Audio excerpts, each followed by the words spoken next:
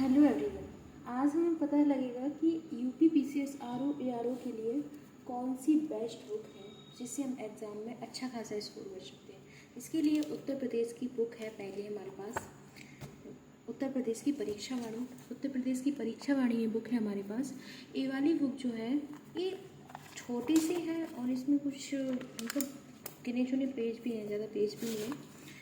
192 page है इसमें और ये बुक 15वां संस्करण है और इस बुक से आप यूपी जीके कंप्लीट कर सकते हैं, अच्छी खासी कर सकते हैं। और इसमें आपको काफ़ी सारा मतलब कवरेज अच्छा है यूपी का, जिसमें आपको सबसे पहले यहाँ पे काफ़ी सारी चीज़ें मिलेंगी। यहाँ पे राजनीतिक है, राजनीतिक प्रशासनिक ढांचा है, संग्रहालय संगठन है, जनगणना दी गई है, कला संस्कृति दी गई है, प्रमुख व्यक्तित्व दिए गए हैं, शिक्षा साहित्य दिया गया है, कृषि दिया गया है, परिवहन दिया गया है और कल्याणकारी योजनाएं, उत्तर प्रदेश का अध्ययन वगैरह, ये सारी चीज़ें इसमें कवर की गई हैं। तो ये बुक अच्छी है यूपी जीके के हिसाब से। जैसे आपको यूपी पीसीएस या यूपी का कोई भी पैट वगैरह जो एग्ज़ाम होता है उसके हिसाब से ये आप परीक्षा वाणी ले सकते हैं। ये वाली बुक अच्छी है, मैंने भी पढ़ी हुई है तो मुझे तो अच्छी लगी है। आप लोग भी एक बार ट्राई करके देखिए।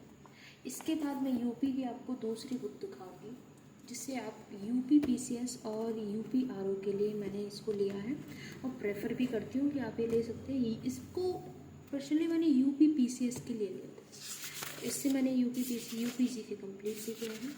इसमें आपको काफ़ी सारी चीज़ें मिलेंगी और ये आपको पूरा दिया गया है। राकेश सारस्वत सर की बुक है ये, 3rd एडिशन है।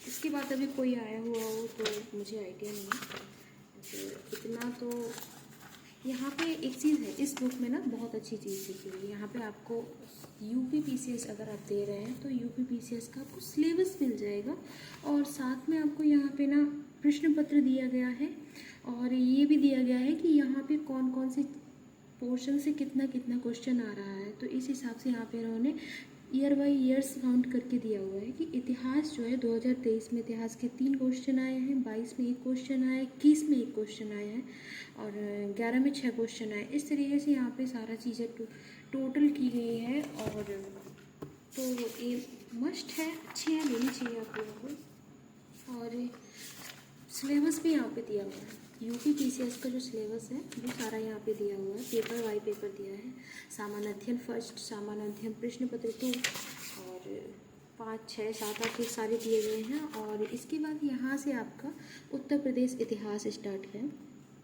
इतिहास का मतलब यहाँ पे इस वाली बुक में ना बहुत अच्छी चीज़ है कि यहाँ पे आपको चैप्टर बाई चैप्टर मतलब पेपर में जो प्रश्न पत्र, जैसे मुख्य परीक्षा के प्रश्न पत्र 5 में आपको ए वाले क्वेश्चंस हैं आपको, तो ये सारे यहाँ पे उन्होंने दिया हुआ, यहाँ पे दिया हुआ है।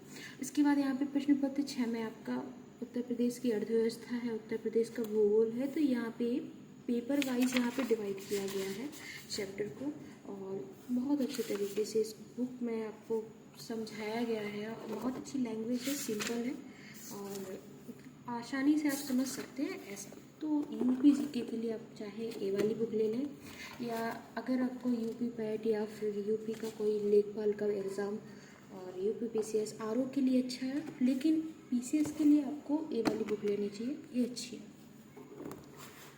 इसके बाद यूपी के लिए और बताते हैं आपको। यूपी के बाद आपको चलना है हिस्ट्री यहाँ पे, क्योंकि हमें बहुत सारी चीज़ें मिलेंगी हिस्ट्री। तो हिस्ट्री को आप कंप्लीट करना है घटना चक्र से। घटना चक्र तो आपको पता ही है, घटना चक्र के बिना यूपी पीसीएस कोई भी स्टेट पीसीएस कंप्लीट नहीं होता। घटना चक्र तो चाहिए ही पड़ती है। तो हिस्ट्री के लिए आप घटना चक्र पढ़िए, घटना चक्र पढ़ो आराम से वीडियो बैठ के और इसको कंप्लीट करो। घटना चक्र को पढ़ने का ना एक बहुत अच्छा होगा कि आपका अगर बुक भी नहीं पढ़ रहे हो ना तो घटना चक्र को टॉपिक बाई टॉपिक पढ़ो। और यहाँ पे जैसे आपने पढ़ लिया पाषाण काल, यहाँ पे आपने पढ़ लिया पाषाण काल। तो पाषाण काल को पढ़ने के बाद यहाँ पे ऑब्जेक्टिव दिए हुए हैं, ये सारे ऑब्जेक्टिव दिए हुए हैं। तो इन ऑब्जेक्ट को कंप्लीट करने के लिए यहाँ पे आपको एक एक्सप्लेन भी किया जाता है कि आप देखिए ये सारी चीज़ें इन्होंने लिखी हो। तो इस एक्सप्लेन को अच्छे से करना है, ये नहीं बस सरसरी यहाँ उसे पढ़ लिया हो गया, नहीं, इसको एक्सप्लेन को ना काफ़ी अच्छे तरीके से पढ़ना है, हाईलाइट पॉइंट करने हैं इसके, तभी घटना चक्र मतलब बहुत अच्छी बुक है और इसको अच्छे से पढ़ो तो काम बन जाएगा। इसके अलावा आपको बुक्स पढ़ने की और ज़रूरत नहीं पड़ेगी, मतलब अलग से कोई इसका जैसे हिस्ट्री का आपको history, modern history, medieval history, ancient history के लिए अलग से बुक्स नहीं लेने पड़ेंगे, आप इससे पढ़ सकते हैं।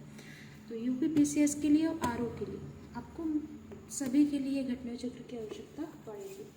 इसके बाद पॉलिटी में आप जाएंगे तो पहले तो आप इससे पढ़ लीजिए, भारत की अर्थव्यवस्था पढ़ लीजिए इससे, राज्य व्यवस्था पढ़ लीजिए इससे। और अभी इसका न्यू एडिशन भी आ चुका है, न्यू एडिशन आ चुके हैं, 2 आ चुके हैं मेरे पास। 6वां संस्करण है, मैं इसी से कंप्लीट की हूँ और इसी को पढ़ रही हूँ अभी भी। तो आप पहले इससे पढ़ लीजिए, जो यूपीपीसीएस आरओ में टॉपिक दिए गए हैं पहले उनको कंप्लीट कर लीजिए इससे। इसके बाद आप घटना चक्र ले लीजिए, इसके बाद आप घटना चक्र ले लीजिए ये वाला, इसको घटना चक्र पढ़ लीजिए, इसको पढ़ लीजिए। इसके बाद इसी का घटना चक्र ले लीजिए।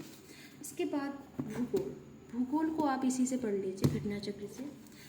जैसा मैंने अभी बताया कि आपको पढ़ना कैसे है, पहले थ्योरी पढ़िए इसकी, फिर उसके बाद इसके ऑब्जेक्टिव लगाइए, उसका जो एक्सप्लेन दिया गया है उसको पढ़िए और उसको हाईलाइट कीजिए, पॉइंट लिखिए।